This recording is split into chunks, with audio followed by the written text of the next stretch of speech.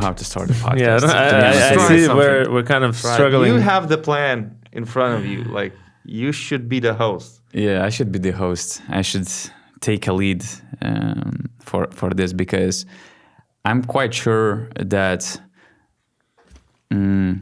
besides Serbs and Lithuanians, nobody watched Zvezda and Žalgiris game yesterday. I'm quite sure. Yeah, because there was El Clasico on and other games. Some other games after the big break, so everyone was like missing basketball action and stuff, and probably a lot of people predicted easy win for Zvezda against Žalgiris, which was mediocre for the last stretch of the season. And usually we wouldn't recall that game. We wouldn't start from the jump on this podcast with this game. But I mean, there are things bigger than basketball, bigger than this podcast. And I think that's what we have to start from. For those who aren't aware, before Žalgiris and Zvezda game in Belgrade, Zvezda fans had a choreography with a huge Russian flag all over the arena. The club later shared that pre-game celebration on social media, full of pride. Two teams from Russia, CSKA and Zenit, used it to highlight on their social media. Many in the arena sang the famous Russian song Katyusha, which is a popular wartime Soviet song from the Second World War. Then they went chanting Russians aren't Serbs, brothers forever. There were Russian flags all over the place in the gym as well during the game. T-shirts, even kids displayed those flags on their smartphones. And I get it. I mean, it's their response to Žalgiris and Lithuanians, the way Lithuanians welcomed Zvezda the last 2 years, because you can see the pattern. They tried to replicate this Ukrainian flag thing, songs and chants and whatever. That's their way to trigger Lithuanians. But at the same time, I think that we should all be super responsible. We should responsibly think of the world we want to live in. And again, the things that we experience today in the world are way bigger than basketball, EuroLeague, Zvezda, Žalgiris, or this podcast. And those who say that, hey, let's not mix sports and politics, I think that they're ignorant, selfish hypocrites avoiding tough topics. Because first of all, just for the record, I mean, regime always used sports for mass manipulation, propaganda. Historically, it's been the pattern of those regimes. And from the other side, a lot of athletes use sports as a platform to share their message and to speak out of some important things to make influence in our society. So I think that we also should use this podcast as a platform. And I'll just provide facts once again, because some people forgot a lot of important facts. On February 24th, 2022, Russia invaded Ukraine. Over 3 years, this terrorist state occupied almost 20% of Ukraine's territory. So we're talking about estimated 10 million people who fled their homes and are now displaced within Ukraine or abroad. 10 million people, it's like Athens, Madrid 3 times. It's like Lithuania 3 times. It's like Paris 5 times. It's half of Istanbul. It's estimated that at least from 200 to 400,000 people have been killed during these years of Russia's war in Ukraine. And the large part of that was innocent civilian people from Ukraine. And the terrorist state keeps bombing Ukraine to this day, killing more and more civilian people. A large number of those victims were tortured at the start of this war. And everyone who supports that, what happened in Belgrade's arena yesterday, by raising certain flags, chanting certain things, making certain statements, should stop for a minute and think about those facts. Once again, they should stop and think about themselves and the world they want to live in, the world they want to build for their parents, their wives, husbands, kids, friends. And for those who are proud of those acts in the arena, because there are still a lot of proud people the way they did yesterday, I feel ashamed, sad, and sorry. Sorry because sadly that's the world that we're living today. But I want to live in a free world. And since I choose to live in a free world, I urge to donate to those who are still attacked at the moment. Because I support people who try to defend themselves, their state, their people, their right for independence. And there are a lot of, in this difficult moment today, there are a lot of different organizations in each country that helps Ukraine with this donation process. And for instance, in Lithuania, there's this short code 1482. And I know a lot of people in Lithuania who called that short number yesterday. And I believe that in Greece, Turkey, France, Serbia, Spain, wherever, there are other ways to donate internationally to help Ukraine to prevail. I know Serbs and Zvezda fans who didn't support their fans' behavior last night. And for instance, I was pleased to see such fans in our BN Plus community, actually, on our Discord server. Which proves one more time that our closed community is probably at this moment the healthiest place to have a quality discussions and conversations over basketball and things that are more important than basketball. So make sure to subscribe to BN Plus on basketnews.com/plus. I also have friends in Serbia that I respect a lot and I cherish the relationship that we have. And I'm quite sure that they also want to live in the same free world as I do. So just to wrap up this short message, the free world will always prevail. So wasn't that short, really? Yeah. I got a couple of things to add. The platform is yours now. First of all, as you said, everybody wants to avoid uncomfortable questions. So like the rest of the world, the civilized part, when they see that Zenit and CSKA thanking you, it seems you did something really, really morally wrong. Other than that, I know all the insults and comebacks and all the messages that I get, and all the responses that I get whenever I say something on Twitter about, let's say, Russian teams coming back to EuroLeague. So I can answer those two main questions. First of all, you will call me a Nazi, and I'm a left-wing liberal who hates Nazis. So these two things kind of don't match. And the second thing, the whataboutism tactic. This is the uncomfortable part. But what about Israel? I don't support Israel. I really don't. I'm not too comfortable talking about Maccabi, but you cannot compare the two situations because they're different. So that's it. These two things I wanted to say, I wanted to mention. And game recognizes game. You know, imperialist motherfuckers all over the world will support each other. And that's the world they live in. So that's it. And that's something for me that's really infuriating, is the fact that clearly it was the club's idea to put those papers. I'm not sure, but I would assume if you have all over the arena placed papers they're to raise up. They're sponsored by Gazprom. What are we talking about? Yeah. So one thing, it wasn't like fans' initiative. This is that's number one thing. Another thing, just to add to all of this conversation, to understand why is it so infuriating for us Lithuanians. You guys live in Serbia. I'm talking to the ones who held the papers, who think that Russia is their friend, because historically maybe they have been. You don't know Russia like we know Russia. We've been under this oppression for years and years and years.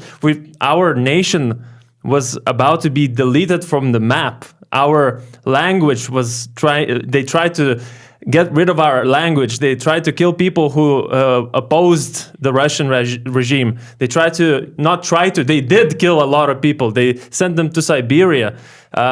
This imperialist nation, historically, always been and always will be, are not your friend. That's all I want to say. They're not your friend. And you don't see that because it's so far away. You don't see the Ukraine war. You just listen to one side of the argument, I assume, and then you think, oh, Litvansky Nazi, fuck it. That's what you're going to say. Fuck off, because honestly. as I said, game recognizes game. And I'm not going to do a history lesson here, but it is what it is. And if you cannot answer the simple questions, who is the aggressor and who is the victim, where the simplest answer is Russia is the aggressor, Ukraine is the victim, well, then there's something wrong with your head, and that's it. You're messed up. Yeah. Is there anything to add? Nah, I'm not sure. Yeah.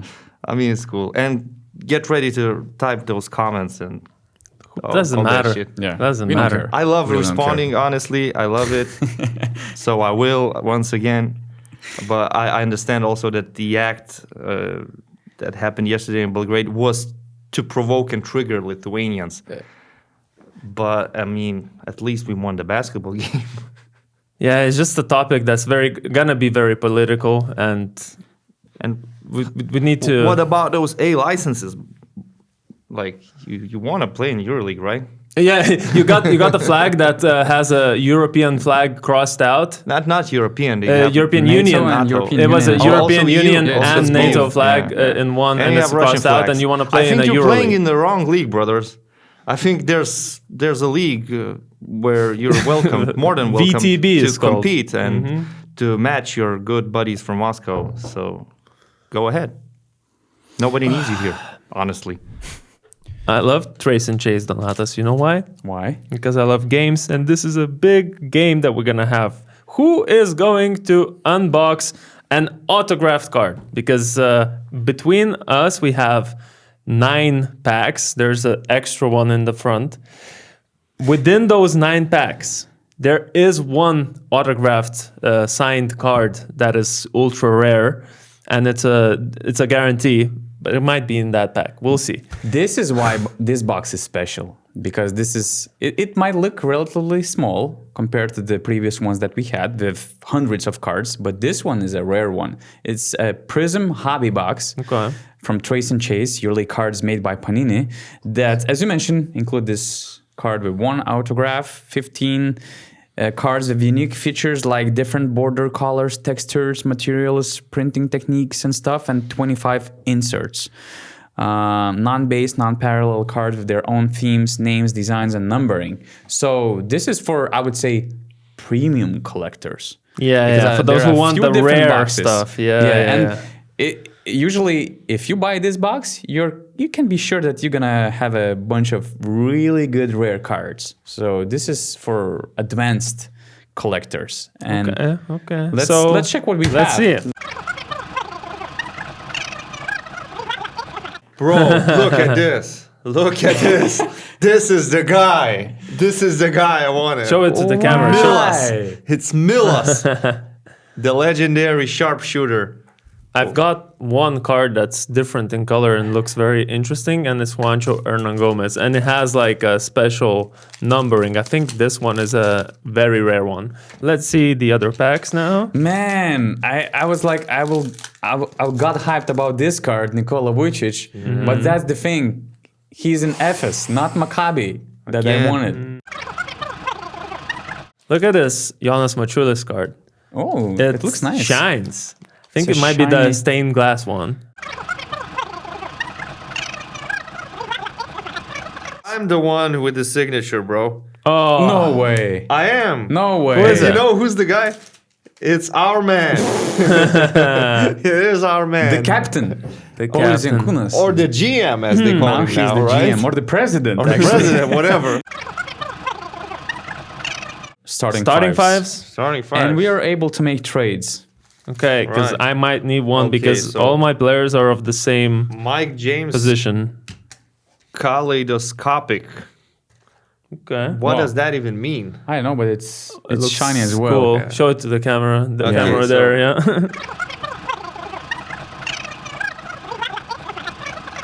Here. Starting five. At point guard, we got Pablo Prigioni, probably is pronounced that way. Then we got at shooting guard, No. Wade Baldwin IV. At one of the forwards, Jonas Mačiulis, very shiny card.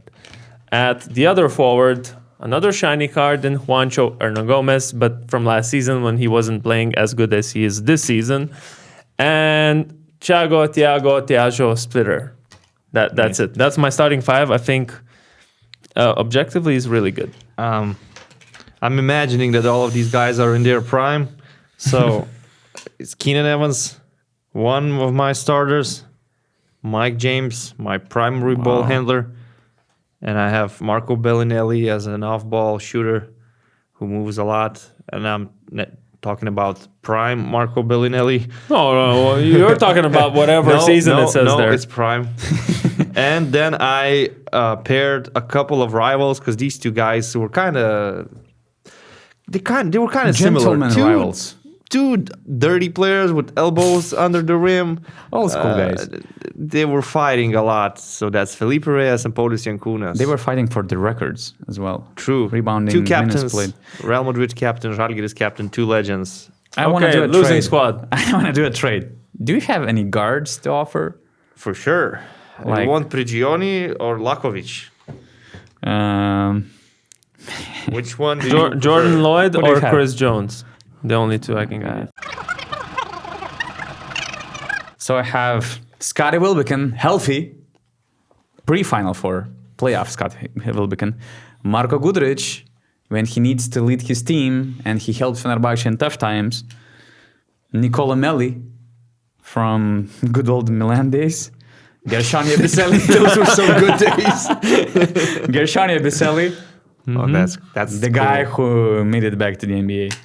And hyped about Vucic from FS days. Okay. You see how desperate I was with this lineup? Guys, in the comments, make sure to let us know which of these starting fives you prefer the most.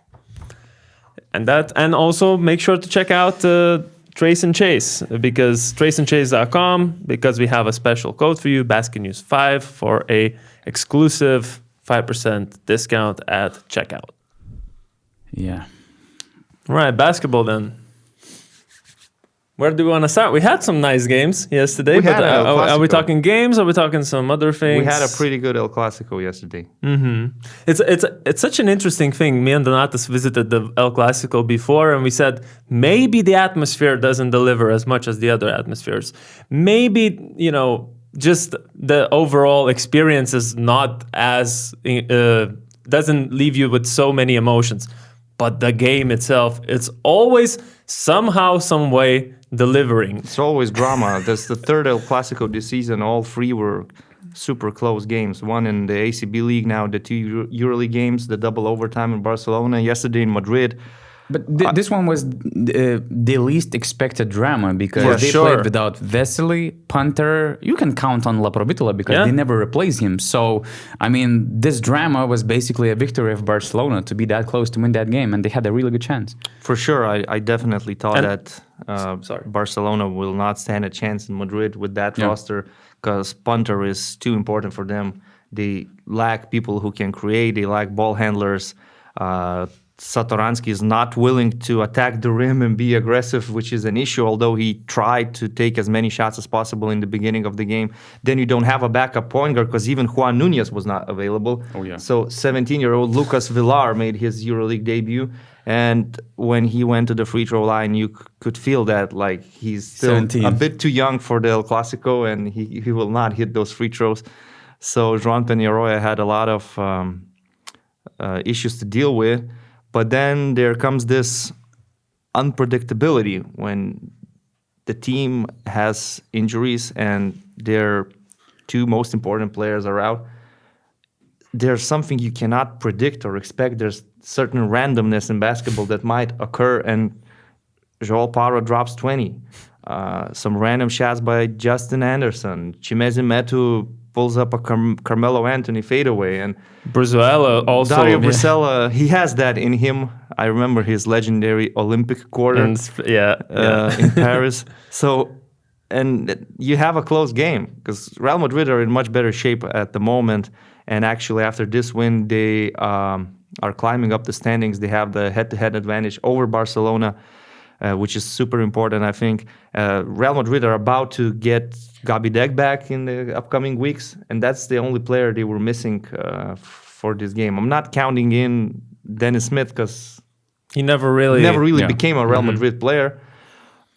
Chus Mateo tried to give an opportunity to Ratan Mays, but he had really bad 7 minutes and never came back to the rotation. So this Clásico was it was not about the stars, it was about the role players stepping up. It was about Alberto Balde playing his best game of the season. It was about Joel Parra hitting a transition free and doing some Mirotic-like stuff. And I was super excited commentating this game. I know that Žalgiris game was happening at the same time. I couldn't watch that, but I was so focused on Clásico, and it really delivered. Because there were 2 moments in the game where it seemed like Madrid should break the game. When they build an 11-point lead in the third quarter, when they build a 8-point lead in the fourth quarter with Sergio Lluís free throws. But again, Barcelona managed to respond, managed to come back somehow. In the end of the third, it was Chimezi Metu. In the beginning of the fourth, it was Parra. Parker tied the game with a three-pointer with a minute left. And they definitely had a chance to win, which is crazy given the circumstances. Yeah. And it was just a good game of basketball with a lot of passion, a couple of technical fouls. Flopping. As usual, flopping. That's part of El Clásico. We're talking about Real Madrid, game. It's part of the Clásico. One thing which is not part of El Clásico usually, that I'm watching the standings and we're talking about the 10th and 11th seed. That's crazy. Usually those teams fight for the home court advantage for the playoffs. For sure. Now they're basically fighting for the play-in. Weren't they the last 2 regular season winners? Like last season, Real Madrid was the first seed, I think, 2 years ago or 3 years ago with Sharas. Barca was the first seed. Could be the case. Real Madrid won the regular season last year. No, Olympiacos won 2 seasons ago. Barca did it in 22. Years. Yeah, in 21-22 season. That's so in the recent years, there were the 2 teams winning the regular season, and now you have them fighting for the play-in. was winners again. Yeah. 1920 was FS COVID season. So 3 of the last 4 regular seasons ended with Real Madrid or Barca winning the regular season. Now they're fighting for the play-in. Do you have concerns that they might not make it? Barca or both? I can't imagine both not being there. I looked at Barcelona's schedule. I know that they will have to play without punter for at least a couple of weeks. But now they have a game in Berlin. So punter or no punter, you must beat Alba Berlin. And then they have 3 games in a row at home, which will be crucial because they will face their direct opponents for the playing spots or playoff spots. That will be, if I remember correctly, Bayern Munich, Partizan, and Žalgiris. As for Real Madrid, I mean, a team with Campazzo, Musa, Hezonja, and Gabidek is about to come back. They will figure it out. I think they will be 7th or 8th seed. They should be there. I believe that they themselves are targeting the 6th spot. They want to be in the playoffs. They're not thinking about the play-in. That's the approach. That's the mentality because they are Real Madrid. That's the way it's supposed to be. And, there's just too much quality for them not to make it. Yeah. In those last 7 games, I would predict for them to win like 5 games and lose against Panathinaikos, maybe. Madrid? Yeah. So Panathinaikos is their next one, right? At away, like at Athens. Yeah. And then also there's 2 tough games in Serbia against Zvezda and Partizan. Both are in Serbia. So one of those they could definitely lose for sure. Yeah. But I feel like they could grab 5 victories, finish with 19 wins, which historically, what would it be like in the between close, the play-in close and to the 6th seed? Yeah. Close to the 6th seed. Top 8 for sure. Not sure about top 6 this season. But the way they are playing, guys, do you find them convincing? Because I really don't. Compared to the last years that we were used to, that core, little pieces left. Let's say like Kozer left, right, to Milan, I believe. Then Yabusele left, and then they replaced some guys. They replaced some guys with guys who had no experience of the EuroLeague. Some guys that I don't know, just not enough. Let's say not enough. It seems like some guys got older by a year and got a bit worse, and the guys that left weren't replaced appropriately, and now we have this Real Madrid that's hanging around the play-in seed, which is interesting. I'm not too convinced. Of course, we've talked about that throughout the season, even in our last Power Rankings podcast. So if you take players like for like, they did not upgrade the roster. They replaced Vincent Poirier with aging Serge Ibaka. They replaced Chacho Rodriguez with Andres Feliz, who has ACB and Eurocup experience, but no EuroLeague experience. And Kozer was replaced by Rattan Mace. Rattan Mace, yeah. Nobody replaced Yabusele. Not really. They signed Bruno Fernando. They signed Bruno Fernando during the season, who is more of a center. Yeah. And now Chus Mateo sometimes plays those heavy lineups. And I don't really like the spacing when Garuba is supposed to be the stretch four. Yeah. That's not his strength, and I don't like that. So they did not upgrade the roster for sure. And, Father Time is catching up. So maybe Tavares is getting older. At the same time, they're talented enough. They still have a lot of talent. Capasso, Musa, Hezon, it's big free. These are superstars. And this experience already, led them through tough moments. They had a lot of tough moments in the years before. So, again, we're talking about the borderline playing team, but at the same time, I wouldn't be surprised to see them in the Final Four. That's how unpredictably good Madrid can be. Yeah. When those games matter, if they face a quite okay matchup for them. So, you cannot rule out anybody. It's like I just wanted to follow up to Rytis, about a lot of uncertainties, some unpredictable things, not many could see Žalgiris winning against Zvezda. Maccabi won against Fenerbahce. Another crazy outcome. So if 8 games left, once again, I'm old enough to say that you cannot rule out anybody. Things can change instantly. Yeah. A lot of things that do not make sense can happen. So I do not rule out Žalgiris or Efes from the play-in contention. So everything can happen, really. As for Barcelona, with Panter and La Provitola, they would have a spark. 2 creators, 2 scorers, 2 guards with a lot of experience and talent. Without these 2 players, this team doesn't really have enough quality in the perimeter. Even bringing the ball up the court is a problem for them because you're too dependent on one guy, that is Tomasz Satoransky, who, is sort of an old school point guard. And it's kind of awkward to watch him sometimes in modern day basketball. So he's good, but he needs a scorer next to him. Yeah, when Punter plays, it's cool. It's okay.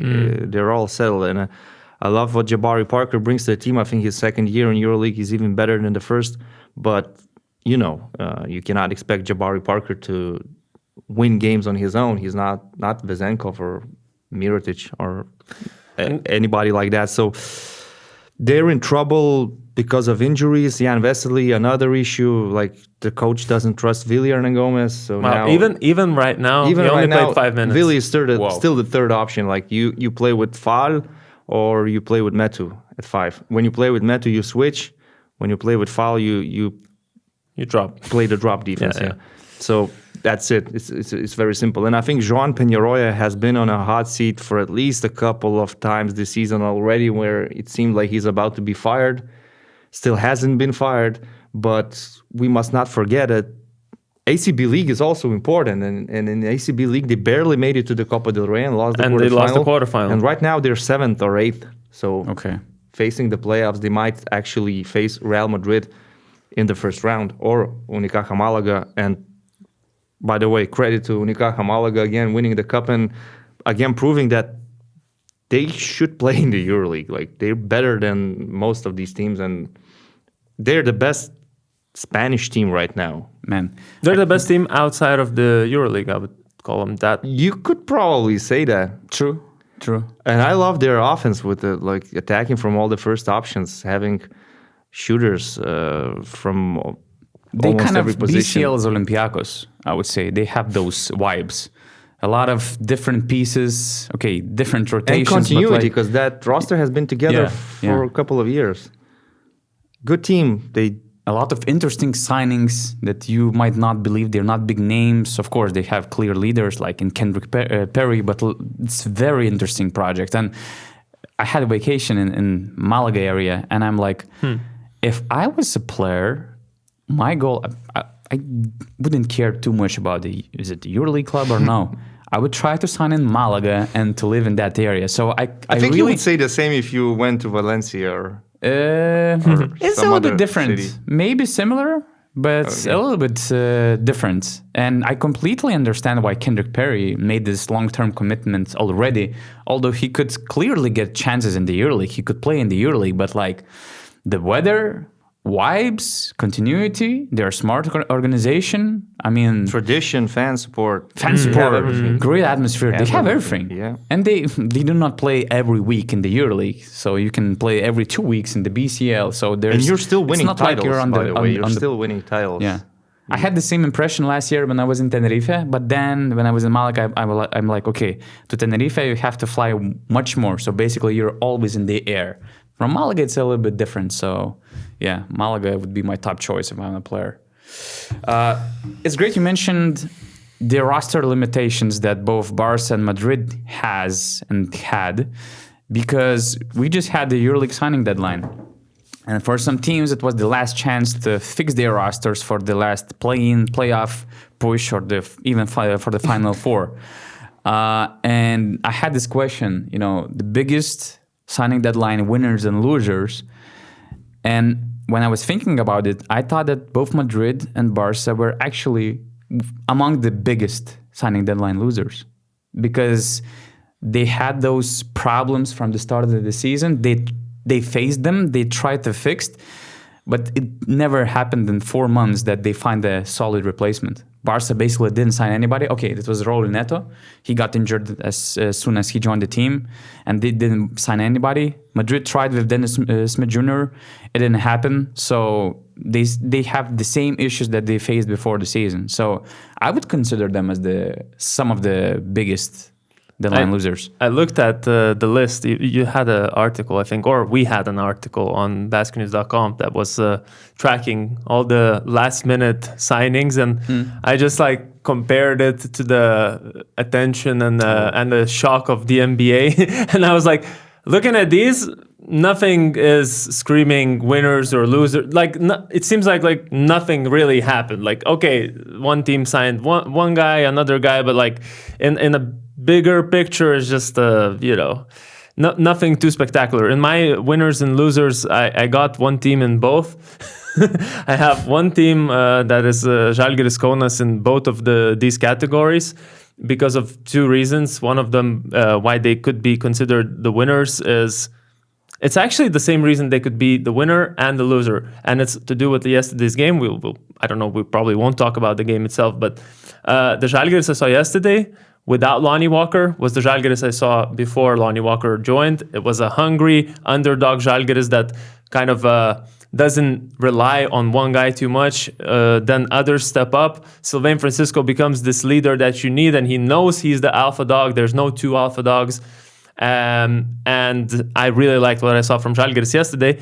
And the other reason why I would put them as a loser as well is because they completely messed up their team chemistry, signing Lonnie Walker and then getting, let's say, Lonnie Walker running away last second.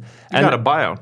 Yeah, they got some money, but in terms of what you can do with that money is a different question. Can you sign someone? We just saw they signed Wong, right, as a replacement for Walker. Yeah. But in terms of just you were building a team preseason for the regular season, you built a certain way your team. Then you play, you're doing great, 5-0, 6-1, I think it was at some point. And then you sign someone who completely changes the way you play. And then the team readjusts, the team starts playing accordingly, trying to cater to Lonnie Walker's strengths. Team is losing, Lonnie Walker is putting up some nice performances, but also the team is still losing. Then Lonnie Walker stops playing so well. And then you don't have Lonnie Walker, and now you have to reconfigure your schemes again. And it's just, for me, that alone was sort of why I put them both as a winner and a loser, because I kind of feel like it's a net positive, but at the same time, how is it going to affect it? I don't think there will be much pressure on Wong or on Coach Trinchieri to play him a lot.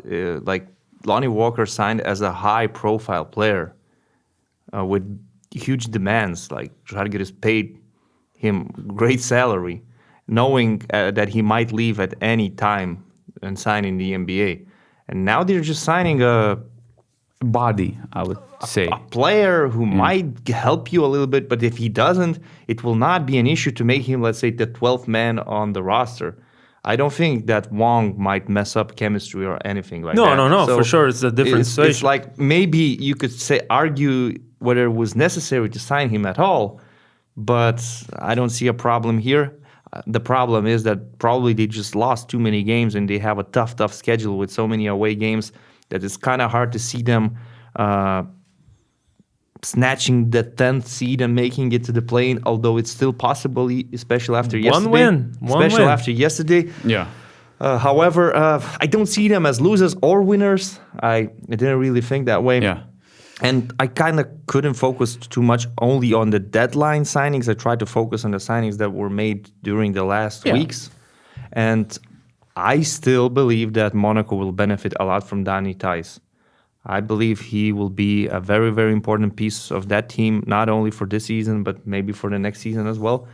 So I'm excited about this signing, and I'm looking forward. I believe they could be the winners here by signing Thijs, because some other teams also wanted him. And that just illustrates how crazy the market was. You either sign Daniel Thijs or you go after Tibor Pleiss. I mean, two Germans, but on let's say different. So you can call Monaco a winner. On different shelf. Yeah, I guess. I mean, Tibor Pleiss it's okay for you to sign him because he's a veteran. He knows Ataman. He does not expect to play 20, 30 minutes. He will just play sporadically. Yeah, different team needs. You have in both cases. Injuries, so he will cover some minutes, and you more or less you know what you're going to get from him. But Daniel Thijs could actually be a game changer for Monaco. Mm-hmm. So you had both. For winners, no, I had Monaco as my number one thing I wrote down. Then I had Panathinaikos just because, actually not Panathinaikos, but both Greek teams. And this is something we discussed prior to the podcast, that I was just like, okay, Ataman said no more signings. And then, okay, we actually just need one more backup center because Tibor is my friend, so we'll make an exception. And then with Olympiacos is Thomas Walkup is still injured. Let's get Saben Lee because we can. I have to talk about this Olympiacos situation. And I apologize to all my Gavrosol brothers who support me so much, and I get a lot of love from you guys. But to me, it's ridiculous how the EuroLeague works. Like, there's no ceiling, there's no salary cap, no nothing. And the rich club can afford to make a signing after signing after signing whenever somebody gets injured, and they end up with 18 players, 18 legit first-team players with contracts. You have a perimeter squad built from Williams Goss, Walkup, Vildosa, Dorsey, Larenzakis. Keenan Evans is still in a rehab mode, but he will suit He's up about to return in a April, month or two, right? And one guy gets injured, you sign Saben Lee. Your third center gets injured, Moses Wright. You sign Nathan Mensah. You have Fall and Milutinov. Like, how is this fair? You end up with 18 players. Some of these guys would be leaders on other teams, and you might not even register them for EuroLeague games. Naz Mitrulong, didn't even mention him. Some of these guys are signed for Greek league reasons, let's not forget. Yeah, but I mean... We even forgot about Larenzakis, who was the four-quarter hero a couple of seasons ago. What I wanted to say is that it doesn't seem right when those teams with a lot more spending power can afford to just replace an injured player. Someone's out for 4 weeks, we'll sign a replacement so that we won't lose too many games in those 4 weeks. They can do that. They can afford to do that. And there are no rules, no limitations, there's no ceiling on how many players you could have or how much money you could spend. And when you're Žalgiris or you're Bayern Munich or you're not even talking about other as teams well, competing over there, how do you live in this league? How do you survive in this league? I mean, credit to them because they're competing and they have great management and great coaching. But I mean, come on, Olympiacos Piraeus is already ranked as the top team in EuroLeague. Like, you have Evan Fournier balling right now. You have Williams Goss. You have Vildosa. You have Dorsey, who barely even plays. And you need to sign Saben Lee because you're in trouble, man. Come on. It's ridiculous. You got a 2-win cushion, let's say, for now from the next team behind you. And also, I feel like for Olympiacos to wait out those 3 weeks until Thomas Walkup comes back wouldn't be a big problem. But that's the thing to me. If Thomas Walkup really returns in 3 weeks, are you really signing Saben Lee? Potentially damaging the chemistry inside the team, because I can see a lot of bad faces on your bench watching 11th or 12th guard. How is Dorsey feeling right now? Where is Dorsey, actually? He combined for 15 minutes in the second half of the season, which raises another question, or probably the question that we all know the answer. I really doubt that Tyler Dorsey has either long-term or even short-term future in Olympiacos, because otherwise you're not signing a scorer. It's not even the player-to-player replacement. Saben Lee is a completely different player. So I think that Olympiacos will just readjust some roles, because Nigel Williams-Goss is like an all-around player. He's solid both on defense and he's good offensively. So I think that he will try to replicate what Thomas Walkup was delivering on the floor. And then you have Saben Lee as your second best scoring option next to Evan Fournier. But again, I'm coming back to this Thomas Walkup situation. Is that really only for 3 weeks? I saw what was being reported on Gazeta, but from what I heard, it's a really, let's say, optimistic prediction or hope for Olympiacos. There are people talking behind the scenes that Thomas Walkup might be out for the season. Mm-hmm. That's how serious it might be. Since it's a back injury, it's a very tricky thing. It can be quite okay term or unpredictably long absence. And that's a big question, because you guys did this great updated power rankings podcast, and it was a consensus first seed in your power ranking, Olympiacos, no-brainer. Yep. But what about now? If you exclude Thomas Walkup and you look at the last 2-3 months of the season, would you still see them as the number one team on your power ranking? I probably would. Okay, so Olympiacos is without Thomas Walkup, Panathinaikos is without Matthias Lesor, which is a bigger loss. Okay, yeah, that's a good point. Those teams have big issues. Like nobody's perfect. Even Fenerbahce, they still cannot click together. Yeah, like Walkup is an important piece for sure. Like best perimeter defender, defensive player of the year. But do I think that Thomas Walkup is the guy who, let's say, he's gonna win you the Final Four or a playoff series? Not necessarily. He's not irreplaceable, as Beyonce said. So you can survive. Man. You can survive. You have a lot of players. I said the names. I think we value Thomas Walkup's presence less than we will value him when he's absent, because you never know what you have until it's gone. I see your point, bro. Yes, because I feel like we criticize him for his offensive flaws, so he can't make the knock down wide open three sometimes. But that, like, we spoke with one of his college coaches or high school coaches, I don't remember, but he's one of these like hardest working motherfuckers on the floor, and he does everything you need to do. You need the team to have on the court in terms of like facilitating the offense. He does obviously the defense. We said he can shut down some of the best perimeter guards from the opposing team. He can do some, take the right fouls, initiate plays, off-ball movement on offense. He's been in that Olympiacos system for so long. All those things, add up, and you can say Nigel Williams-Goss can do some of those things, but once Thomas Walkup is not there, I think that's when we're gonna see that. Oh damn, that was a big loss actually. That's what I feel like, because every other guard that they have, okay, Saben Lee is very athletic. He has the tools. Let's say he has very long arms. I watched some of his Turkish league highlights where he gets those steals just because he has long arms. He gets them in the right moments. He gets some steals, but in terms of like locking down someone, he doesn't necessarily have the right, let's say. He's a scorer. He is that's primarily his priority. He's explosive, gets to the rim, facilitates. He's not a liability defensively, but I mean, he's okay, but he's not going to make such a big impact defensively. And I could easily see myself at some point of the playoffs saying like, oh, that's what Walkup was delivering. But I think that Williams, Goss, and McKissick can take over some of those duties. Papanikolaou even, he can pressure guards. Like, they're okay still.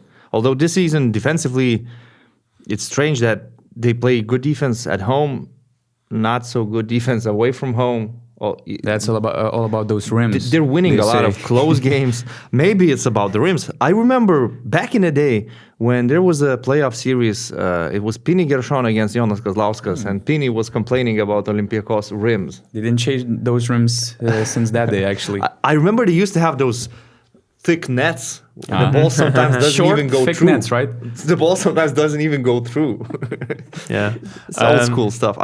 I hope they changed rims in 20 years, but I'm not sure. So yeah, talking about defense, I agree with everything which you said. But even agreeing with you, I must again repeat: you have Evan motherfucking Fournier and Sasha motherfucking Wazenkov who can drop 50 together any single game, any night, any given night. So, I mean, come on, what's the issue here? What Everybody has injuries. Ranking the teams with the most issues. You have Panathinaikos with Lazor out, and let's say who knows when he'll return and what kind of Lazor we'll see. Then we have Fenerbahce and still not clicking together with Wade Baldwin and a lot of changes that he had. But they had a good run before the cup break and before this Maccabi game. This top three, they're probably, we would agree that they're top three title contenders. So you're asking me, from these three teams, then who you has have Monaco, but most Monaco, problems? From these three teams, Monaco they don't have problems. Not too much. I mean, Lloyd was out, Okobo was out for a while, but they're back, right? Yeah. Okobo even played for okay, France. they have some minor issues. Yeah. I mean, if it's enough to just look at the injury report and see which injury report has more names on it. I think Panathinaikos is dealing with more. True. I think it's not only Lazor's absence. Yurtseven was also out. Is he still out? He should return. But he's close to returning at the end of the month, which is now. So they're playing the whole season without Grigonis, who actually was a pretty important piece last year when they won the league. So I do believe that Panathinaikos has more issues right now. So they have, and I still focus on them as one of the contenders because they have Kendrick Nunn, Kostas Lukas, Jerry and Grant, so much power, and even the replacements that they signed, like Gabriel is okay defensively. Mitoglu can play as a 5. Juancho Hernan Gomez is having a good season. Jedi Osman is now performing at his level, let's say. So they have more issues than Olympiacos, in my opinion, but both teams are so strong that even with a couple of injuries, I can see them winning this title. And for Fener, yeah, it's tough. It's tough on Sharas this whole season. But when you think that they're back or that they're on track, they somehow drop this game against Maccabi. And to me, it feels like it was the part of this buyout deal for Wade Baldwin and Bonzik Olsen that you have to drop one game in, let's say, Tel Aviv's home court next season. I really think that it was part of that deal because I couldn't see them losing against Maccabi in that fashion. I don't know if you heard me saying in the last podcast, but I said that Maccabi, they're playing for nothing this season in EuroLeague, but they are messing things up for others. Yeah, exactly. That's what they do. But it's something like in terms of their offensive potential, specifically against these defensively decent teams. They did that against Zvezda, remember? 87 points. This game they scored over 90. So they just...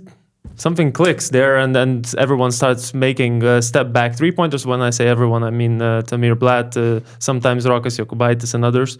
And then, Williams can throw some no-look Jokic pass. And his passing is insane. And somehow they're so bad defensively that it just, in most games, it doesn't work out. But sometimes in that empty gym, something happens to opposing teams. The way Maccabi play, they're like... more glamorous Alba Berlin. A little bit more flashy, a bit more talent, a bit more scoring power, but more or less it's the same thing, even the same colors. That's true. And even the same amount of fans in the arena. No, man. Actually, Alba. No, has you're too harsh a on solid Alba. fan base. That's Because a when joke. Alba It's a play joke. at home, It's a joke. especially when they play the Greek teams or Serbian teams or Turkish teams, that arena is packed. Oh yeah, It's just It is that packed it's with not the other team's not fans. with Alba fans.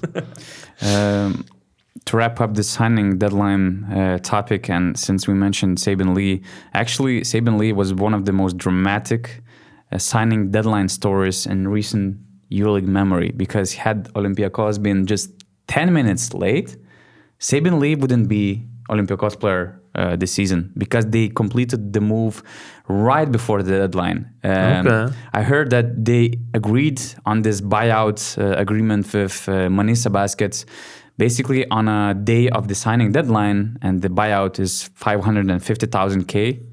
Rytis? Wait, they paid €500,000 Yeah. for Saben Lee.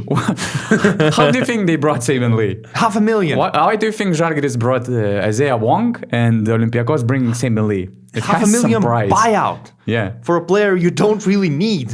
Yep.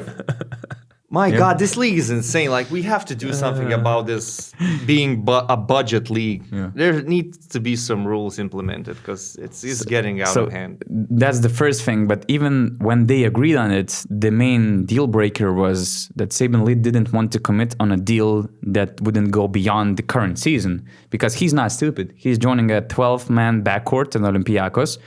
And correct me if I'm wrong, but I can hardly recall another backcourt player that signed in with Olympiacos, except from Evan Fournier, who actually improved his stock, let's put it this way, or he overperformed his previous experiences. That's a pretty tough position to play under Bartzokas.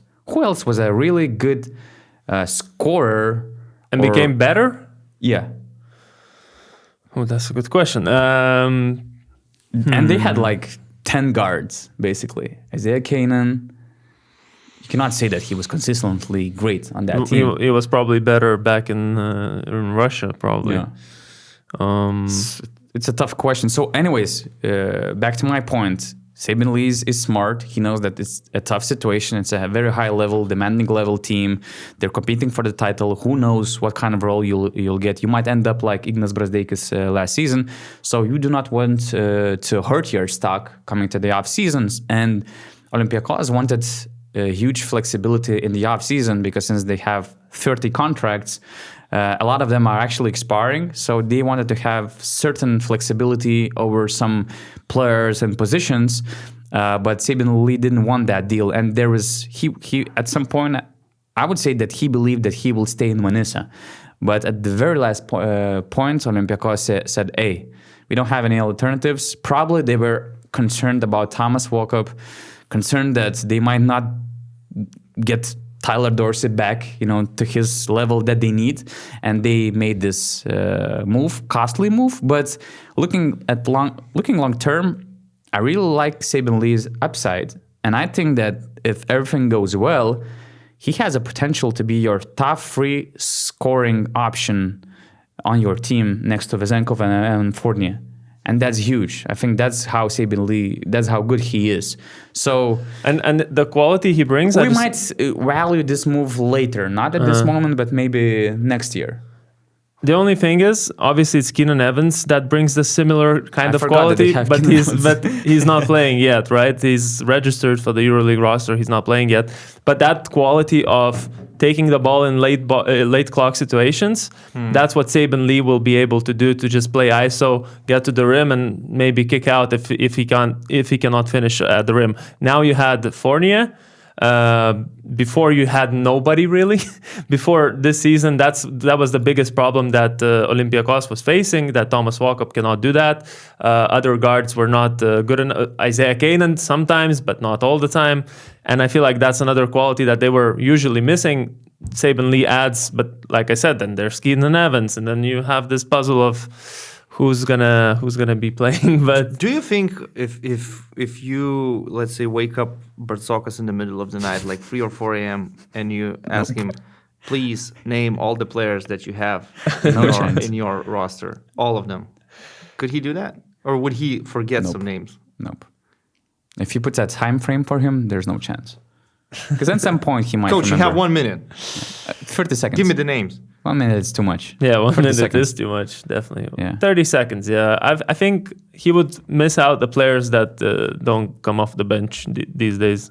We actually, before the podcast, we made this Olympiacos 1 and Olympiacos 2 thing. We built 2 Olympiacos teams. The second team kind of lacks in forwards, in big guys, yeah. Yeah, they don't have 3 and 4 position players, but they have good guards as well.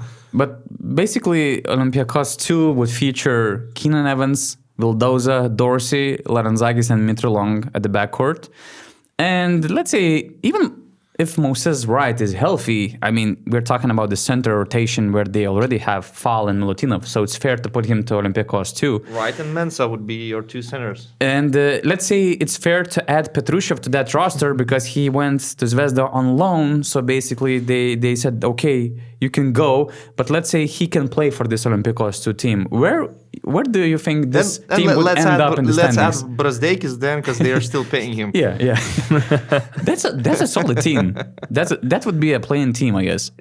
Oh my God. 9 guards that none of them are young up-and-comers who are Greek. Like 9 guards like that you have. But who is up-and-coming in the EuroLeague? which team has up-and-coming? No, you have some like Domestic filler, squad filler guys. I mean, Žalgiris has some squad filler guys. Some people have, some teams have squad fillers.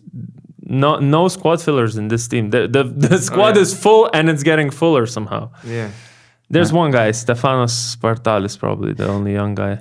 When I tweeted about an article that I did, I compared the EuroLeague budgets from 2022 to 2025. In my tweet, I pointed out that the total budget increase had an average jump of almost 6 million euros per team, but the net salaries, the payroll basically for the players and the coaches' contract, went up basically by 2.5 million per team, which is huge. 2.5 million is basically Kendrick Nunn or 2 1 million worth players, or let's say 2 Tariq Jones kind of impact players. That's we're talking about big money. But if the player pool is the same and everyone gets more money, doesn't it just mean That's that the players are question. getting more money, but no better players are actually coming? That's the message I've got from one of the GMs. Could you track how many new players actually entered the EuroLeague during that span? There were some, of course. Of course, yeah. But How many, let's paraphrase this, how many relevant new players came in? Like Evan Fournier. you could say a lot, Kendrick Nunn, Jabari Parker, but it's when you look at the bigger picture, it's not enough. We have this stagnant water, which is bad. So, and that's where the EuroLeague is going to end. Players are super happy. They're like, oh, okay, our prices are just increasing. Rarely new players joining the league, and You're signing your best deal, your career contract at the age of 32 or 33. 33 or 34, basically. Because of this. yeah, that's the gold age for the EuroLeague players at the moment. Are we going to talk about this budgets thing, or are we going to talk about the best in-season signings? Because Do you have any insights regarding the EuroLeague budgets? I wanted to ask you something. Why is there only 13 teams out of 18? Is the other 5 you couldn't get the info, or? That was the comparison picture that I shared to you. I have all 18 actually. Oh, okay. So I just included those who played in the EuroLeague in 2022 and 2025. I see. Yeah, so I made a wrong screenshot. I just have one thing to say. To me, it feels like for some clubs, these budgets that you provide, those are just numbers. Like, True. When you see them paying $500,000 buyout for Saben Lee, like, those are just numbers. They mean nothing. We always talked about CSKA as the team that has a bottomless pit of money and they can sign and sign and sign as much as they want. And I more or less feel the same way about Madrid, about Pau, Oli, maybe even Monaco. So, I mean, those budgets don't say too much unless you focus on Bayern Munich, Žalgiris Kaunas, and certain other organizations where you can actually understand that these are the numbers they work with. This is the money they have. They cannot overspend. They must calculate everything and be sustainable. And you look at the relation between net salaries. So you take only this because budget is a wider term. Budget includes all your marketing, all of that taxes. stuff. Like Bayern's total budget is 33 million. The money they spend for salaries is only 8 million. Yeah. It just explains how expensive it is to run some teams in Europe. So when you look at the relation between the salary and the standings, that's, I think, the best indicator of why the EuroLeague is a budget league. So you got Panathinaikos with 20.5 and Olympiacos with 20.5 sharing the first two spots, right? Madrid as well. Madrid has the same amount, but Madrid... It was pre-Saben Lee and Tibor Pleiss. So basically now Olympiacos and Madrid took the lead.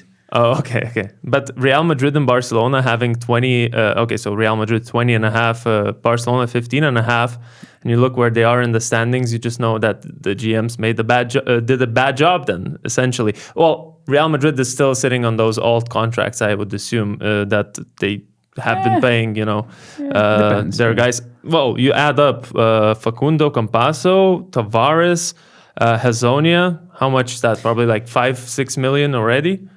Even more. Yeah. And then you have like Yui, who would probably get a lot because of his status as a Spanish legend. Musa, who's one of those rare rising up and probably paid a lot to Garuba as well. Garuba, Ibaka probably still got a decent deal, I would assume, as a also Spanish nationality player. So I mean, yeah, there are a lot of big contracts, but then those pieces that are missing around.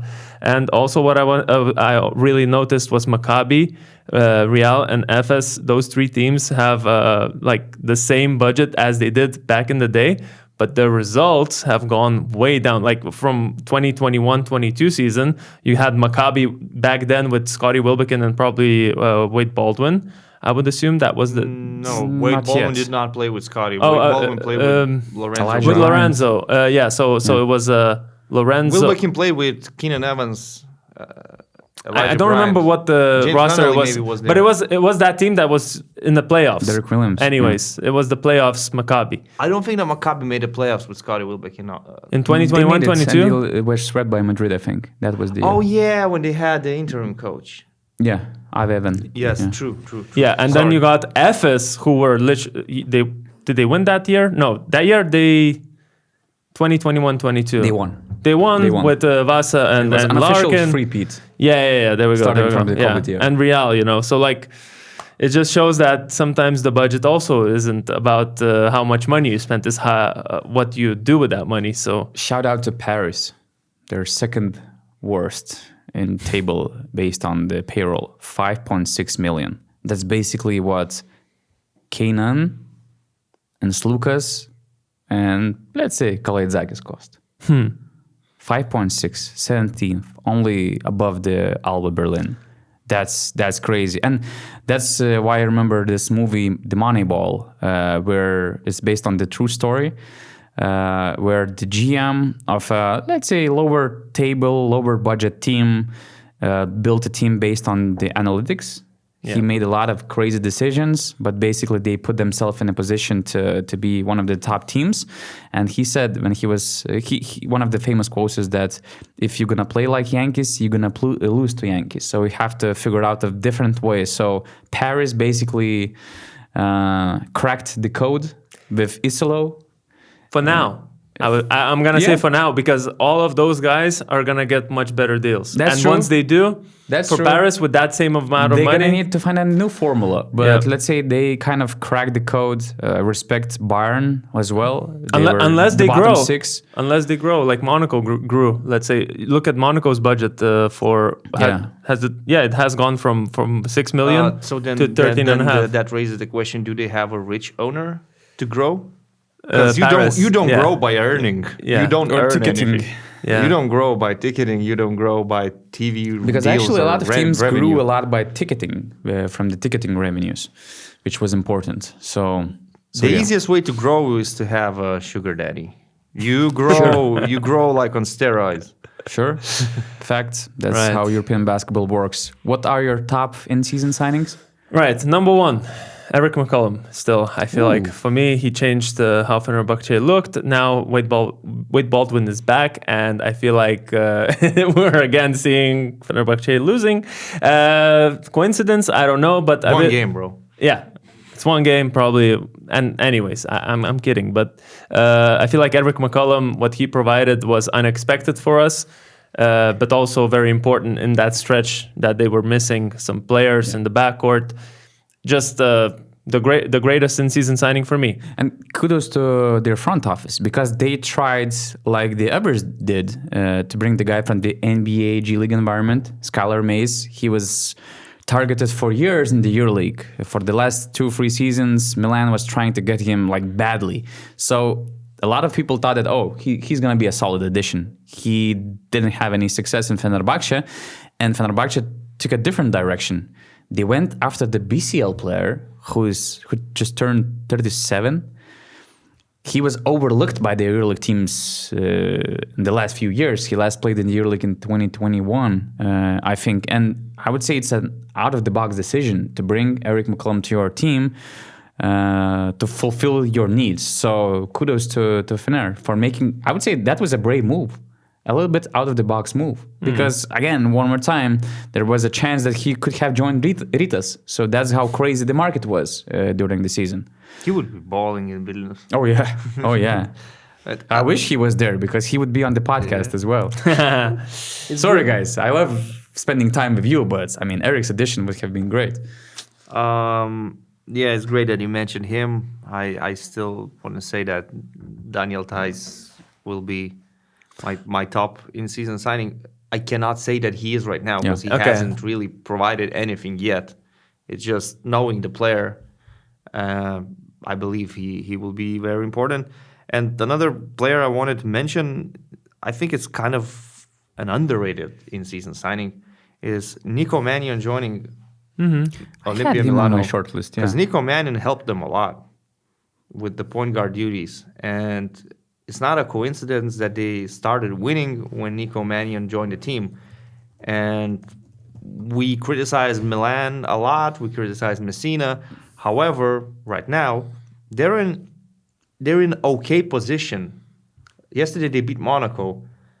And I think Mannion is helping this team because when they built the roster, they built a roster with Bolmaro and Dimitrijevic, which was obviously not enough. Talking about your creators, ball handlers, it was more of a team built around Mirotic and Ledej, but you needed something extra, and they found a guy who's also playing for Italy, a local player. So I think it's kind of an underrated signing. Also had Daniel Theis because it just solves so many issues of Monaco looking short term for this season, significantly increasing their chances, especially considering the market. Again, if it was not Daniel Theis, the other option for Panathinaikos was Tibor Pleiss. And again, he has only the NBA exit clause in the offseason. He cannot switch the EuroLeague teams. And although he still has a lot of NBA attention, for instance, he turned down few NBA offers, but he wanted to, once again, to enjoy basketball, to play a significant role. And I know that I saw this Panathinaikos, mind game from Ataman. Some people were afraid to play on the team like Panathinaikos because of the risks, because of the competition and yada yada. But I mean, Daniel Theis is not a stupid guy. He knows that there's Matthias Lezort coming through that door at some point.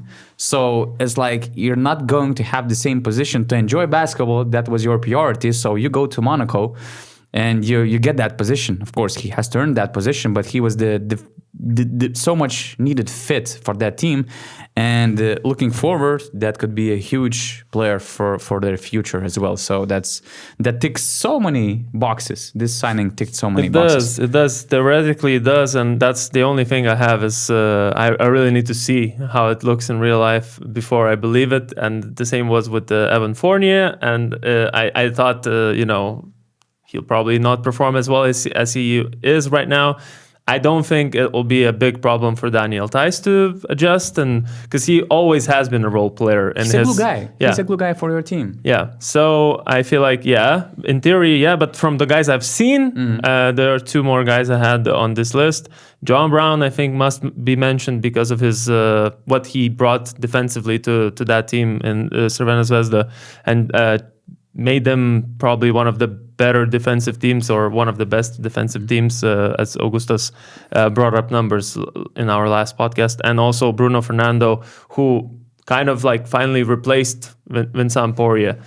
Those 2 guys I had as my top in-season signings, together with Eric McCollum. I'm just not sure about Fernando's fit, on that team. I like what he brings, because he's different from Tavares. He's more of a, let's say, mobile big that can roll better, I think, than Tavares. But defensively, he's not that, mobile. So I don't know. Yeah, I was thinking about offense. He's just still making mistakes, especially on defense. He's raw. But I mean, he's not raw in a sense that he's young or lacks experience. Yeah. He's 26 or 27 years old. It's just that he doesn't have any European experience. Yeah.